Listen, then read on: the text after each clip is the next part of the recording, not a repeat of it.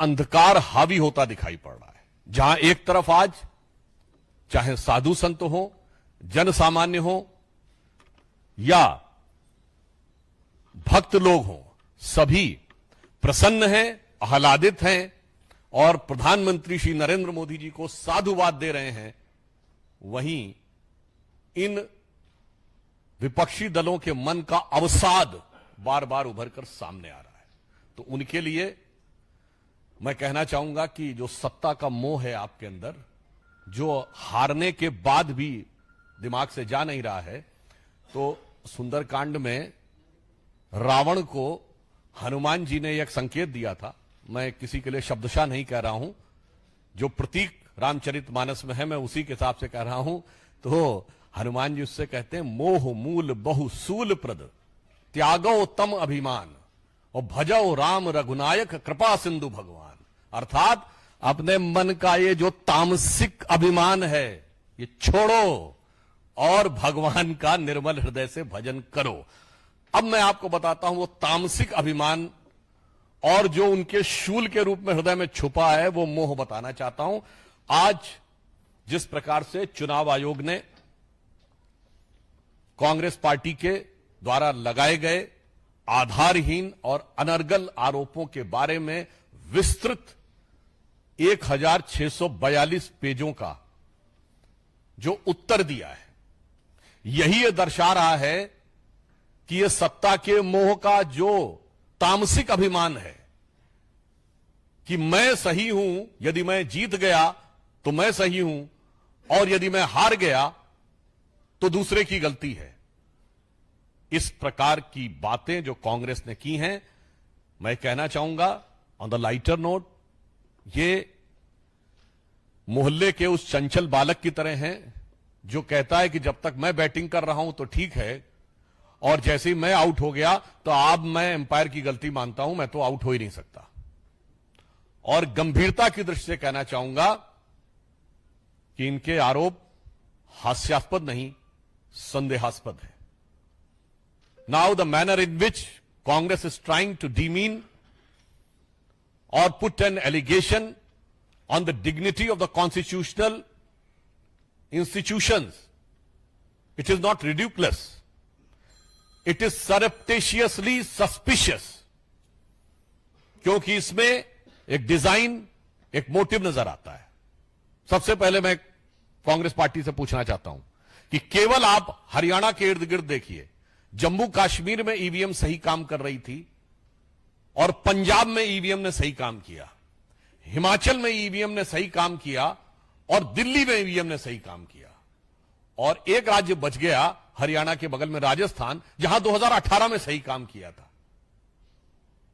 और 2023 में सही काम नहीं किया और केवल हरियाणा में गलत काम किया। मुझे लगता है 99 के नशे में सत्ता को अपनी मान लेने के अहंकार में जो नशे में गाड़ी चला रहे थे, उसके एक्सीडेंट के लिए दूसरे को दोष देने वाले बिगड़े दिल शहजादे जैसे दिमाग की मानसिकता से उन्हें बाहर आना चाहिए। देश की प्रबुद्ध जनता इस प्रकार के हास्यास्पद तर्कों को अब संदेहास्पद दृष्टि से देखने लगती है कि मात्र पिछले वर्ष तेलंगाना में भी चुनाव आयोग ने बहुत अच्छा काम किया, कर्नाटक में चुनाव आयोग ने बहुत अच्छा काम किया, पश्चिम बंगाल, तमिलनाडु में बहुत अच्छा काम किया, मगर और आपके अनुसार लोकसभा में बहुत अच्छा काम किया, परंतु जहां आप हार गए वहां के ऊपर सवाल उठा। वैसे बिंदुवार चुनाव आयोग ने उत्तर दिया है, यह एक तकनीकी और संवैधानिक संस्था के द्वारा दिए गए उत्तर के ऊपर मैं कोई टिप्पणी नहीं करना चाहता, मगर मैं इसके राजनीतिक और नैतिक पक्ष के बारे में पूछना चाहता हूं कि कांग्रेस पार्टी ने इस प्रकार की क्यों विचारधारा बना ली है कि वो भारत के लोकतंत्र को हर संस्था के बारे में संदेह उत्पन्न करके अराजकता क्यों उत्पन्न करना चाहते हैं। याद करिए, मात्र 1.5 साल पहले उन्होंने कहा था विदेश में जाकर कि democracy in India has finished, और उसमें उन्होंने जुडिशरी को भी ले लिया था। कभी मीडिया पर आरोप, कभी जुडिशरी पर आरोप। क्या यह सत्य नहीं है कि भारत की सेना के ऊपर संदेह? जबकि डीजीएमओ ने प्रेस कॉन्फ्रेंस की थी, भारत की वायुसेना पर संदेह, भारत के सीएजी पर संदेह, आपके विरुद्ध निर्णय हो जाए कोर्ट में तो कोर्ट पर संदेह और आपकी सदस्यता बहाल हो जाए तो लोकतंत्र की विजय।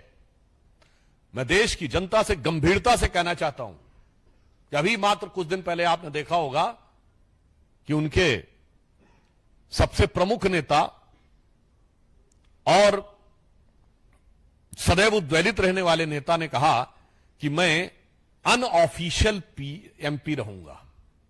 ये अनऑफिशियल एमपी की मानसिकता वाली पार्टी जिसने देश को 10 साल एक अनऑफिशियल पीएम भी दिया, जिनके बारे में आज भी ये शक है और जनता में भाव है कि अनऑफिशियल पार्टी प्रेसिडेंट है और वो दिल्ली में उसके साथ है जहां अनऑफिशियल सीएम है, वो देश की ऑफिशियल कॉन्स्टिट्यूशनल संस्था पर सवाल उठा रहे हैं।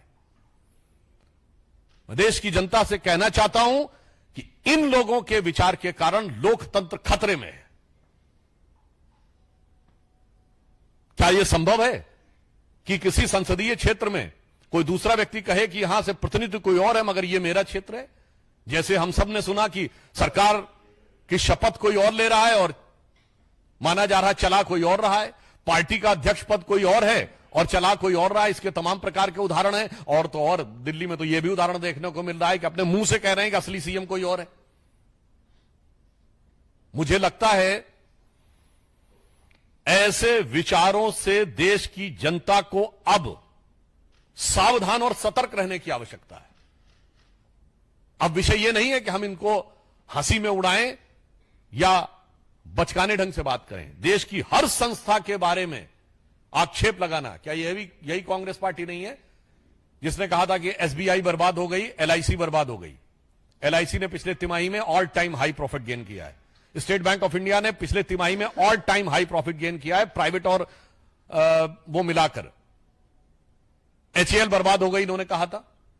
देश की हर संस्था के बारे में आक्षेप करना यह किसी भयानक संदेहास्पद डिजाइन का हिस्सा नजर आता है। इसलिए चुनाव आयोग के उत्तर के बाद हम ये अपेक्षा करते हैं कि कांग्रेस पार्टी को देश से माफी मांगनी चाहिए और आत्म अवलोकन करना चाहिए। आप चुनाव आयोग की बात नहीं मान रहे, अरे अपनी पार्टी के नेताओं की तो बात मानिए। तो कितने ही नेता ऑफिशियली बोल चुके हैं, कुछ एक तो हरियाणा के और कुछ लोग जो हैं वो अनऑफिशियली कितना बोल रहे हैं। तो मुझे लगता है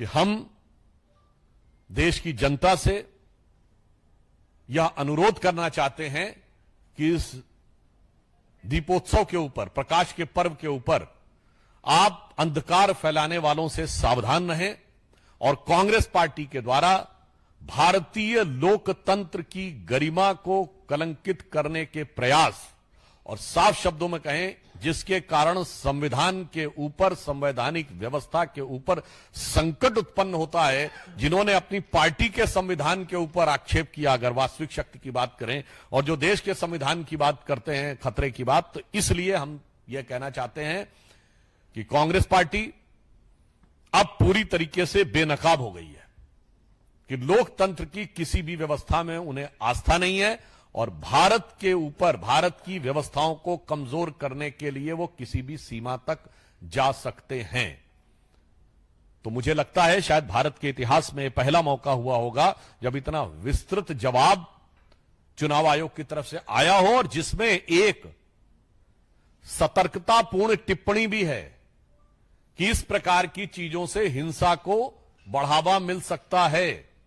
और हमें लगता है कि कांग्रेस पार्टी के तमाम नेता जो इस प्रकार की बातें पहले बोल चुके हैं, जिसमें बांग्लादेश इत्यादि का रेफरेंस देते थे, तो उनके मन का मनोभाव यह हो सकता है। इसलिए मुझे लगता है कि वो पार्टी जो 2019 में सर्वोच्च न्यायालय को गलत कोट करने के लिए जिनके नेता को माफी मांगनी पड़ी थी, आज चुनाव आयोग के इस विस्तृत निर्णय के बाद उन्हें चुनाव आयोग नहीं, देश की जनता से माफी मांगनी चाहिए। धन्यवाद। रविकांत राय।